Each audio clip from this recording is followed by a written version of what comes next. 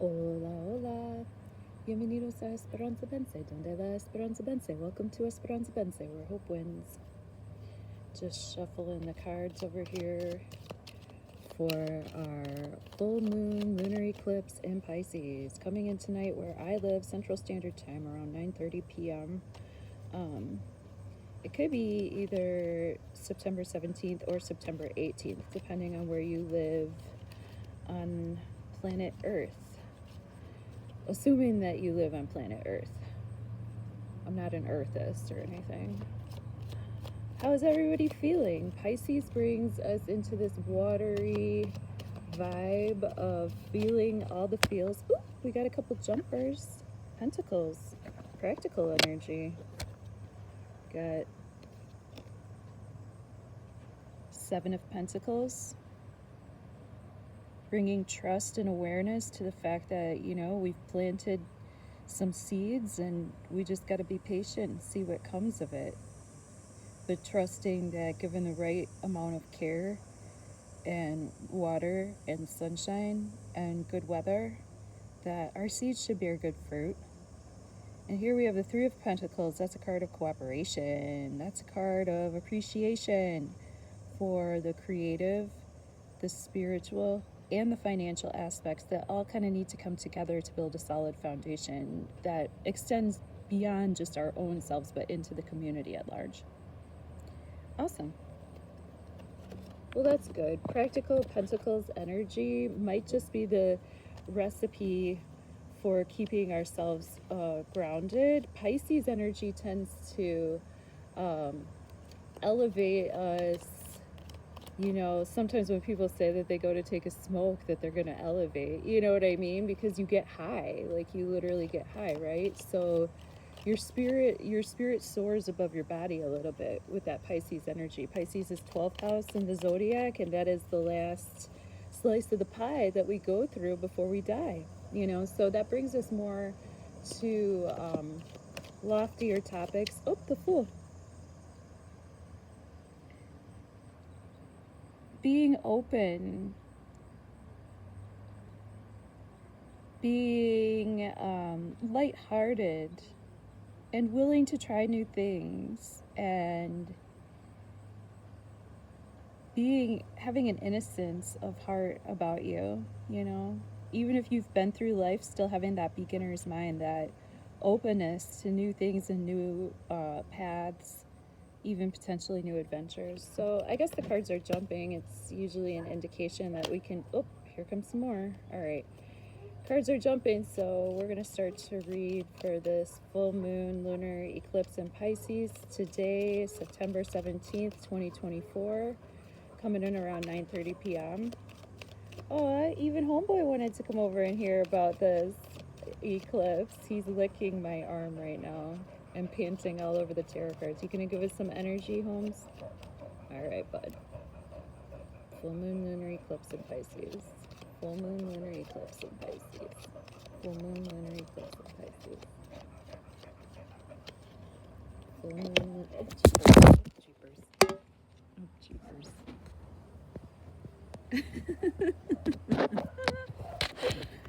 Puppy. Oh.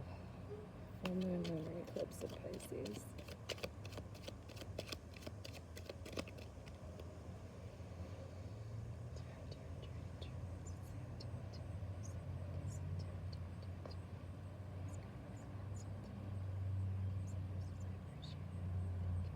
All right. Going with our old faithful Morgan Greer. This is us, the challenge, near past, near future, our conscious awareness, our subconscious awareness. How do we see ourselves?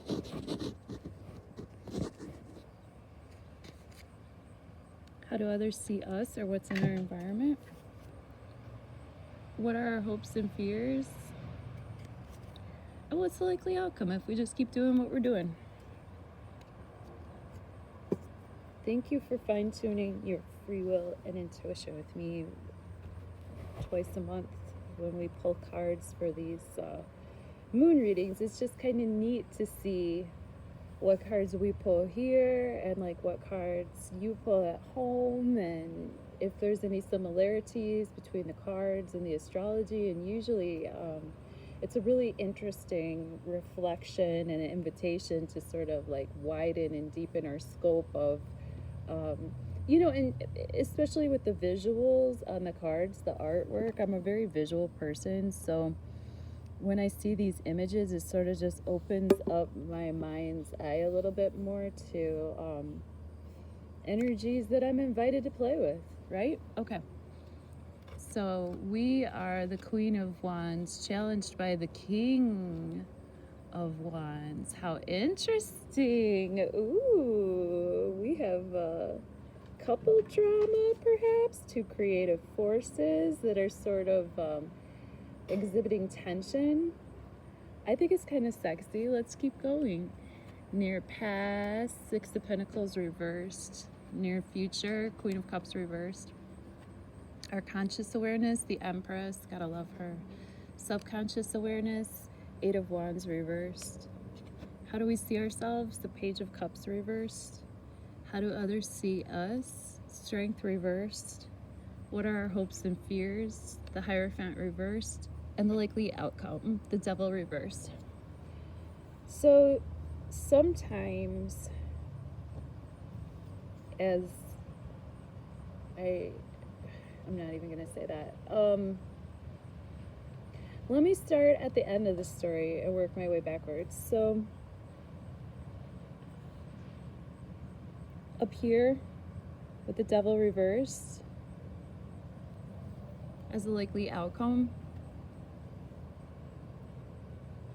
I love seeing this card in reverse, because this is a great indication that we're able to turn around toxic energies and behaviors that no longer serve us. So if we keep doing what we're doing and we just keep sticking to our guns and sticking to our path, this is strong Capricorn energy. Capricorn is at the last like anorectic degree with the Pluto there, right, at 29 degrees of Capricorn. So Pluto is just dipping back into Capricorn energy to finish up any sort of earthly activities that need to be cleansed and moved out and moved on from for good. Especially, you know, Pluto's never going to be a Capricorn again during our lifetimes, unless we live another like 248 years, which some of us might, really, you know.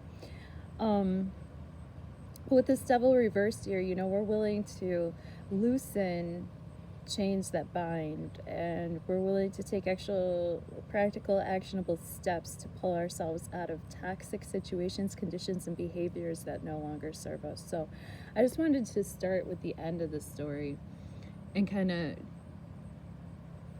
play the movie out that way. You know how sometimes they do the movie, they show the end first and then they do the flashbacks? Well, here we go. With the Queen of Wands, this is creative, fire energy. That sunflower energy has been very prominent as a symbol in my life and in my creative endeavors. I was reading at an event this past weekend. It was a fundraiser for a church, and their symbology involves a lot of sunflowers. Sunflowers represent quick growth. They represent hot fire energy, the heat of summer, you know, which is hi. Sometimes when people drive past, they do like honk. I mean, I'm in Wisconsin, like we all honk and wave at each other, so somebody probably passed by that knows us. I'm just sitting outside out back because it is a hot day and it's really nice out, and I want to take in this Queen of Wands heat. I want to take in this vibe, this growth energy, this act of fire, cleansing and purging, the act of the sun, you know, just sort of like detoxifying. Obviously, there can be too much of a good thing, but with her in the upright, it's a really good indication that we're getting in tune with our, you know, feminine, creative force, sacral energy, and that's a good thing. If it's an actual person in our lives, this could be a Leo, a Sagittarius, an Aries, or somebody that embodies a lot of fire in their chart. The challenge here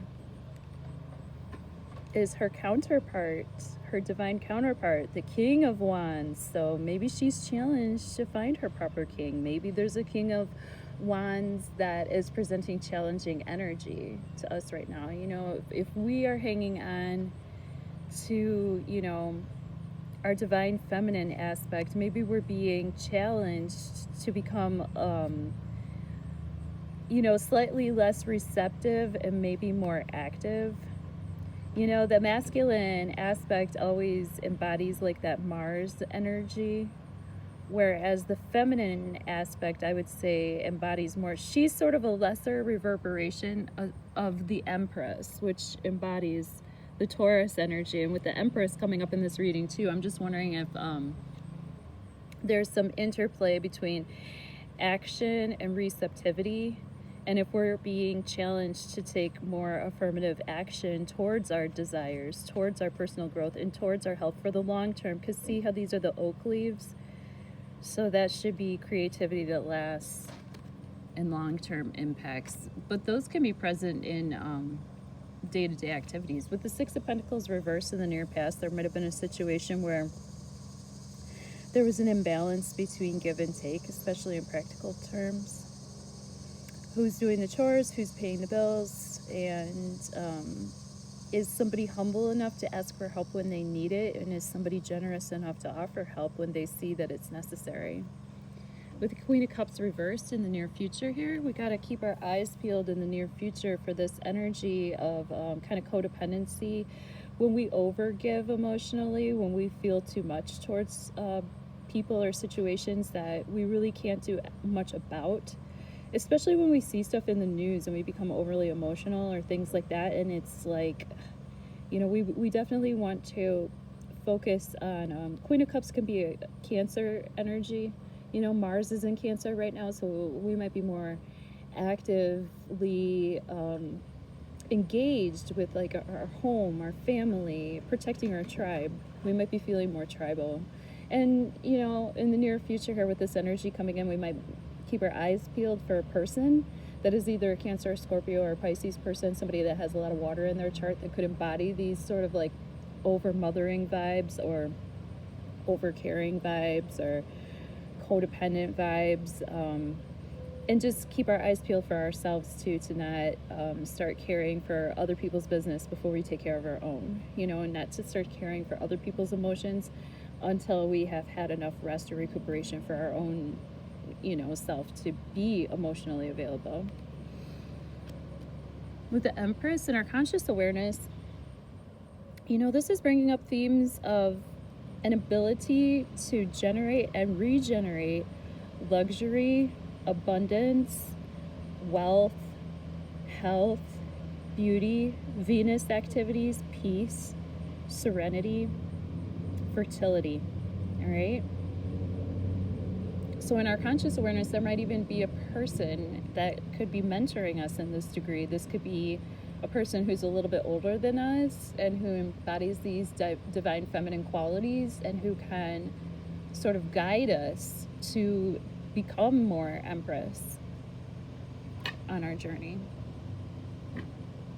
With the Eight of Wands reversed, subconsciously, whether we realize it or not, things just aren't moving along as quickly as we wish that they would. I mean, things are taking motion, but it's not just like that fast kinetic motion where things are going to happen overnight. We have to be patient, and just like a Seven of Pentacles that we pulled initially that jumped, it's a matter of patience, accepting information when it comes, accepting inspiration more like when it comes. Swords would be more like information, and wands would be more like inspiration. There is a distinction. You know, sometimes people say that these are fast messages coming in, but it's usually passions coming in. And if they are messages, they could be flirtations. But with the Eight of Wands in reverse, you know, we're usually dealing with a situation that's not moving along as quickly as we had hoped.